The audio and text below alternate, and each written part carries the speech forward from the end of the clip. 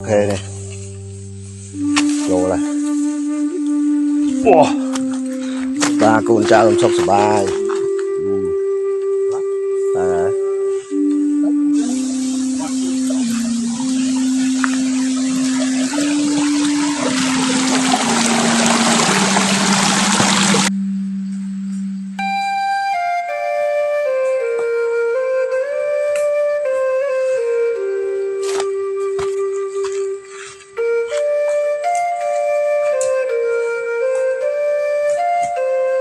Ho ra này ho kìa.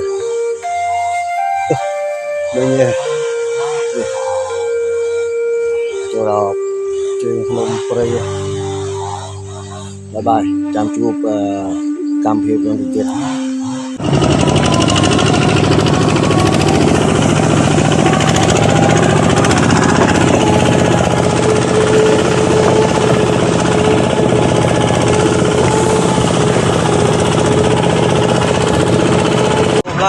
Coi vào thả lại lên đuôi vừa láng bình thì mới tuông á thôi ồ ao rốt đi ao rốt cô dốt rồi ao rốt cô dốt rồi cô đợi từ hạ ca kia à. Ô đây này do làm đó đấy. Đó. À. Whoop.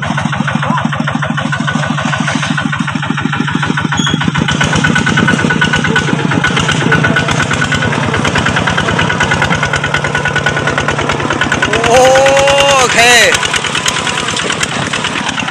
Ô đây sao ao rốt chùm đĩa nhỉ là. Chùm đĩa cô vô đây. Ô ta đang ngon thế rồi xuân lên dùng lia chứ à đấy mà chìm tố trai ấy bạn em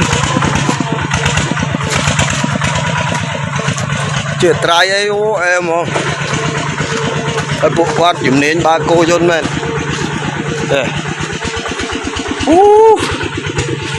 em đa tam khối còn như này hot này em bộ quát ô đây sáng thoa xa đây cầu hiền gì à. Ô em mình tên bong tí nè là tung phía sang để ta thầy ngon lên cái na thế này ô nó này mới xuống em ok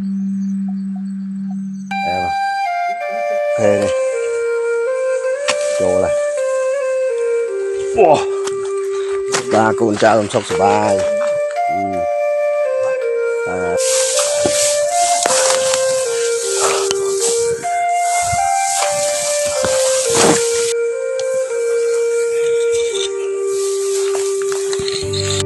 wow.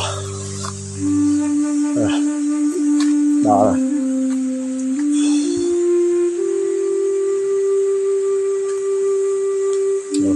thật ô hô này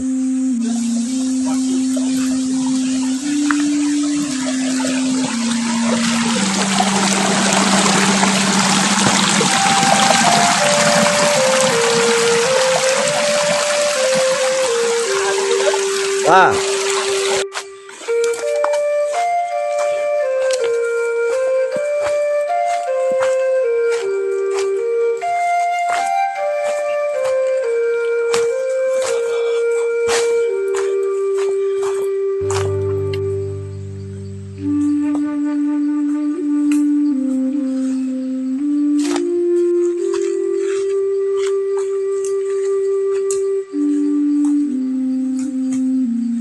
wow.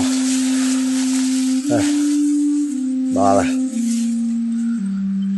Ôi, ho ra này ngon kìa. Đương nhiên. Chỗ đó trên Phnom Penh. Bye bye. Chào. Đấy à, cái tới vô ốc làng cô dôn, ốc là làng này.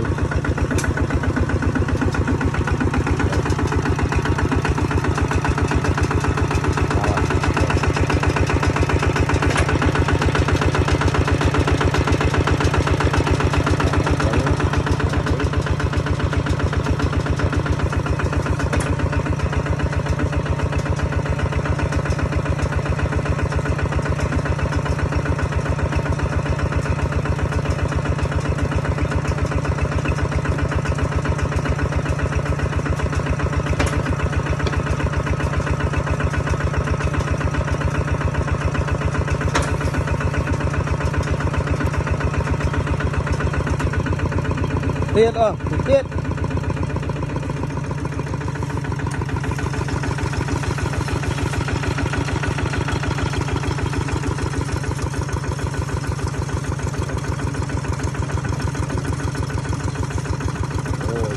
man. Wow.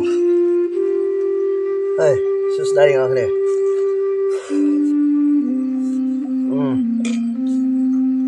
Đá prey đó nè, bỏ cà phê mà, đây cà phê. Họ ra mẹ thị sân, nè ngon cái này ơi, mẹ thị sân. Quen mà.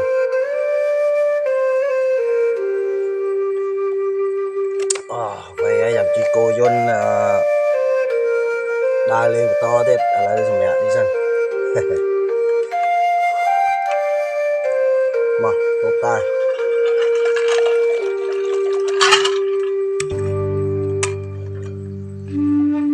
Ok. Bye bye em chuột. Bye bye em chuột gam phim nhầm to thiệt. Ok bye bye.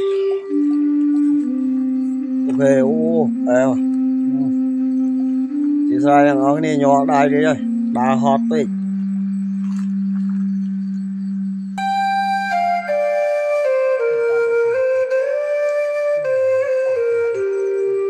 Ok bye bye. Chết tay về nhảy cầu hiền đi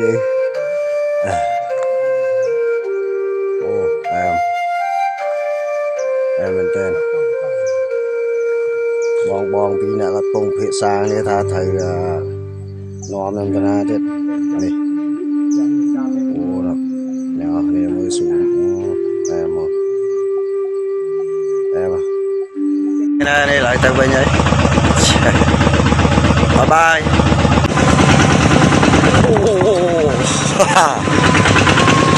Đó đây đây một lại trời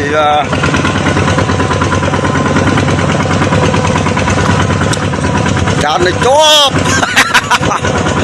cá chốp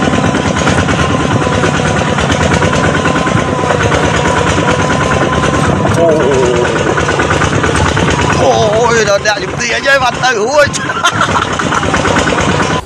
បាទហ្នឹងហើយហើយវីដេអូខ្ញុំក៏មានតែប៉ុណ្្នឹងដែរខ្ញុំសូមក្តីអនុគ្រោះដល់បងប្អូនអ្នកមើលទាំងអស់គ្នាផងឃើញខ្ញុំស្ទូចដើមឈើធំហ្នឹងតាមពិតវាងាប់ដោយខ្លួនឯងដើមខ្លងទេមិនមែនជាដើមឈើប៉និតអីហើយខ្ញុំអត់បានកាប់អីទេវាដួលងាប់ចឹងខ្ញុំក៏ឃើញវាយកវាទៅធ្វើជាអសម្រាប់ដុតខែភាសាទៅបាទហ្នឹងហើយសូមកុំកាយប្រកាន់អីហើយចូលរួមថែរក្សាធនធានធម្មជាតិអស់គ្នាបាទអរគុណច្រើន